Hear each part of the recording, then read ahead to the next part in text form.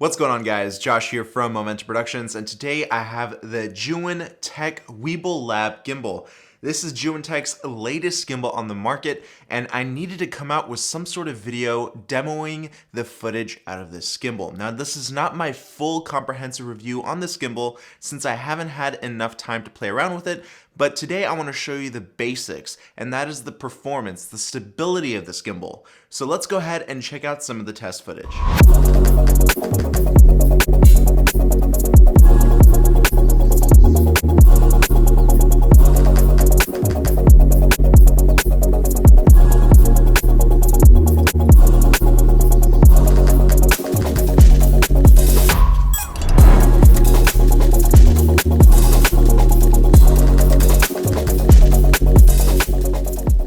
Now, before we talk about the demo footage, let me tell you my first experiences with this gimbal. Overall, I do love the sleek, compact design. This is probably the smallest gimbal, but with the most power of its size ever done in this type of tech. So I do like where this gimbal is headed. It is not perfected yet, especially when it comes down to the application. I mean, we have a ton of features. Regarding build quality, this thing is made out of both plastic and metal. The upper portion of the gimbal is made out of magnesium alloy, while the lower portion is made out of plastic. Also notice the tripod area. This gimbal is not as long as a traditional gimbal. That is because the battery compartment has been switched up here. And the reason for that is we can actually now take off our tripod and mount it up here. And this way we can actually get down to low angle shots. No more do you have to go into inverted mode. Now, we are using 18650 batteries on this gimbal, so you're getting about 10 hours of runtime if your camera is properly balanced. This is the same type of batteries you will find on, let's say, the Crane 2. Another big question I've been getting is what camera setup is compatible with this gimbal? Well, the heaviest camera setup that I tested out with this gimbal was a Sony A9 with a 16-35 f4 and a small rig camera cage. Anything above that is too heavy for this gimbal. Not because the motors can't handle that, but it's because the frame of the gimbal is so small. So this is mainly meant for those mirrorless, light primes and light zoom lenses. No G Masters here.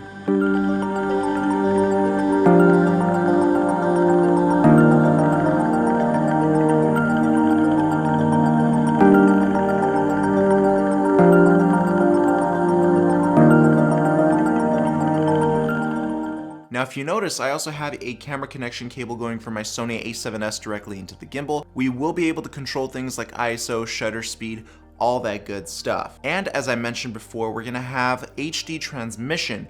Again, this is still underdeveloped and they are currently working on it. The control panel is exactly the same as on the Crane 2. We have the POV button that, when pressed, allows you to go directly into POV shooting modes. And when double tapped, we will enter vortex mode, which allows you to do those 360-degree barrel rolls. And we also have a trigger in the front, which allows us to recenter the camera. So when we double tap that, it goes right into the center. And we can also go into selfie mode by tapping it 3 times. On the side of the gimbal, we have more buttons, such as go mode. When pressed, we actually have more power going to the motors, which makes the gimbal react more precisely and more quickly. And then we have modes that you are already familiar with, which is pan follow and lock mode. We also have a dial on the side here, which allows you to attach a servo for focus or for zooming. And don't worry, I'm gonna cover that in another tutorial/review video. On the side, we also have a phone mount or an accessory mount. So when I demo the HD transmission for you, you can actually monitor all of your footage directly from your phone. This is not compatible with any monitor. It has to be within the ZHIYUN-Play app. Overall balancing of this gimbal is pretty good. I did notice that we don't have issues with the roll axis being very difficult to balance anymore. You should be able to move your camera in any orientation, and it should stay in that orientation without flopping back to center. Regarding the demo footage, I think it came out pretty damn good. I was lucky enough to attend the B-Alpha event in Los Angeles. Thank you, Jason Vong, for the invite, by the way. And I was shooting with the Weebill LAB gimbal and the Sony A9 with a 24-70 f4 lens and a small rig camera cage. And I think this is the absolute maximum weight that you should put on the Weebill LAB gimbal. Anything heavier is just not gonna fit or balance properly. But the good news is that even at 70mm focal length, I was able to get smooth, buttery gimbal shots. Just note that you cannot balance heavy setups with this gimbal. And this gimbal is perfect for you traveling filmmakers. I mean, this is my hand and this is the gimbal. It's basically my hand and a half in size.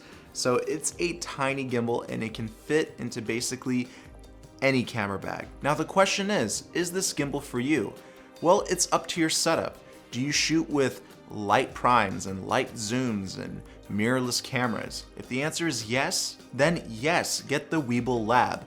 But if you do require heavier cameras, heavier lenses, and you want to have more freedom, so to speak, then I do think that the Crane 3 LAB is the gimbal for you. So if you're interested in the Weebill LAB, go ahead and check out the links for it in the description box below. And, well, in my opinion, am I gonna rely on this gimbal for most of my shoots? The answer is no. I base my creativity off of versatility, so I need to have a gimbal that can handle any type of payload.